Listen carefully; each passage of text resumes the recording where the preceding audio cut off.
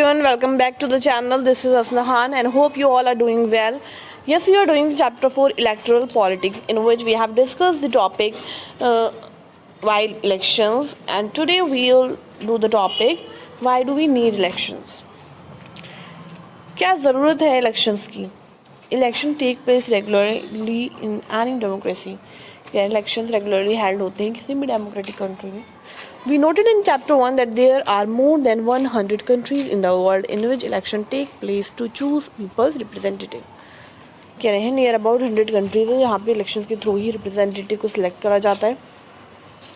We also read that elections are held in many countries that are not democratic. और बहुत सी ऐसी जगह भी elections होते हैं जो कि democratic countries नहीं हैं. But why do we need election? But हमें क्या ज़रूरत है elections की? Let us try to imagine a democracy without election. आप imagine करिए एक ऐसी democracy जहाँ पे elections नहीं होती. A rule of the people is possible without any election if all the people can sit together every day and take all the decision. कह रहे हैं कि possible हो सकता है कि people rule कर पाएँ बिना elections के और एक साथ सारे के सारे लोग बैठें और सोचें और सारे decisions लें. But as we have already seen in chapter 2, this is not possible in any large community. किसी भी large community में ये possible हो ही नहीं सकता. Nor is it possible for everyone to have the time and knowledge to take decision on all matters. और ना ही possible है कि सारे लोगों के पास equal time है या decision लेने के knowledge है उनके पास किसी भी topic की. Therefore, in most democracies, people rule through their representative. इसलिए ज़्यादा democracies में लोग कैसे rule करते हैं? Democracy के through मतलब representative को select कर. Is there a democratic way of selecting representative without elections? Let us think of a place where representatives are selected on the basis of age and experience. कह रहे हैं कोई तरीका है कि कोई भी democratic way है representative को select करने का elections के बिना.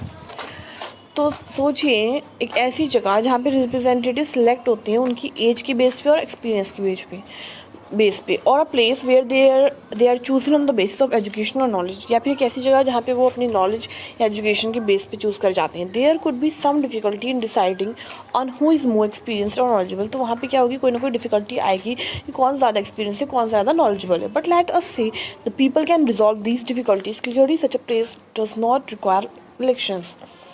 बट हम कह सकते हैं कि people can resolve these difficulties, अपनी चाहे तो डिफ़िकल्टीज़ को रिजॉल्व कर सकते हैं clearly. Such a place does not require election. उस प्लेस पे इलेक्शंस की ज़रूरत नहीं है. But can we call this place a democracy? But क्या ये प्लेस को हम डेमोक्रेसी कह सकते हैं या डेमोक्रेटिक कंट्री कह सकते हैं? नहीं. How do we find out if the people like their representative और not?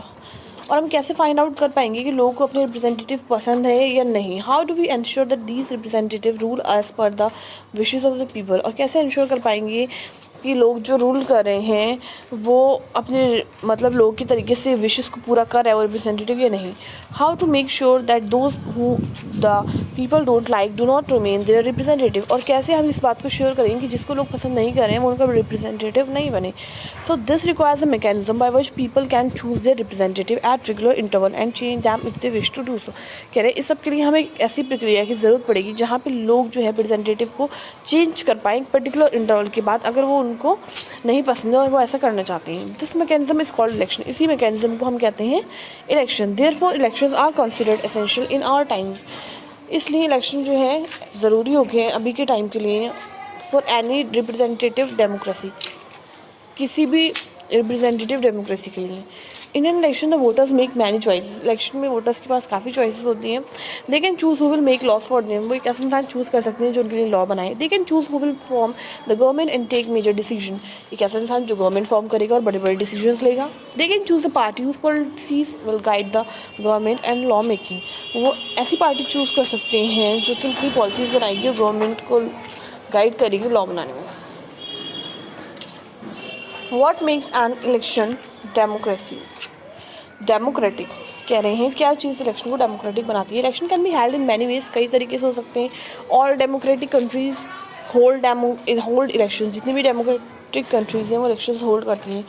But most non democratic countries also hold some kind of election, but बहुत सी नॉन डेमोक्रेटिक कंट्री है वो भी किसी न किसी टाइप के इलेक्शंस को होल्ड करती हैं. How do we distinguish democratic election from any other election?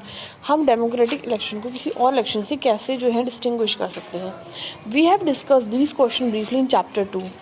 We discussed many examples of countries where elections are held but they can't really be called democratic elections. हम बहुत सी country के बारे में बात कर सकते हैं जहाँ इलेक्शन तो होते हैं बट वो डेमोक्रेटिक इलेक्शन नहीं होते हैं. Let us recall what we learn there and start with a simple list और the minimum condition of. First, everyone should be able to choose. This means that everyone should have one vote and every vote should have equal value. कह रहे हैं कि सबसे पहले हर किसी को जो है वो चूज़ करने की क्षमता हो उसके अंदर, यानी कि हर किसी को मतलब एक वोट मिलना चाहिए और उस वोट की एक इक्वल वैल्यू होनी चाहिए.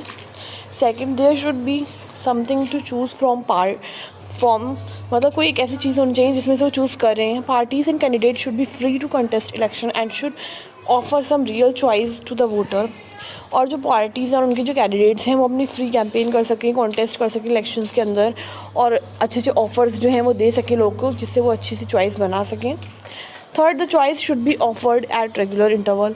और चॉइस भी उनको रेगुलर इंटरवल के बाद मिलती रहनी चाहिए. Election must be held regularly after every few years. हमेशा कुछ साल के बाद इलेक्शन होने चाहिए, इनकी एक बार हो गए तो अब नहीं होंगे. Fourth, the candidates preferred by the people should get elected. और फोर्थ में मतलब ये कह रहे हैं कि कैंडिडेट्स जो प्रेफर कर जा रहे हैं लोगों को जिसमें इंटरेस्ट है वही इलेक्ट हों सिर्फ. Fifth, election should be conducted in a free and fair manner where people can choose as they really wish. और इलेक्शंस ऐसे होने चाहिए, ऐसे कंडक्ट होने चाहिए, बिल्कुल फ्री और फेयर होने चाहिए जिसमें लोग आसानी से अपनी विश के अकॉर्डिंग चूज़ करें, कोई प्रेशर नहीं उनके ऊपर. This might look like very simple and easy condition. कह रहे हैं देखने में बहुत सिंपल और ईजी कंडीशन लग रही होंगी but there are many countries where these are not fulfilled. But बहुत सी ऐसी कंट्रीज़ हैं जहाँ पे ये सारी चीज़ें फुलफिल नहीं होती. In this chapter we will apply these condition to the election held in our country. कह रहे हैं इस चैप्टर में हम अप्लाई करेंगे इन कंडीशंस को इलेक्शंस के लिए जो हमारी कंट्री में हेल्ड होती है in our own country to see we can call this democratic election.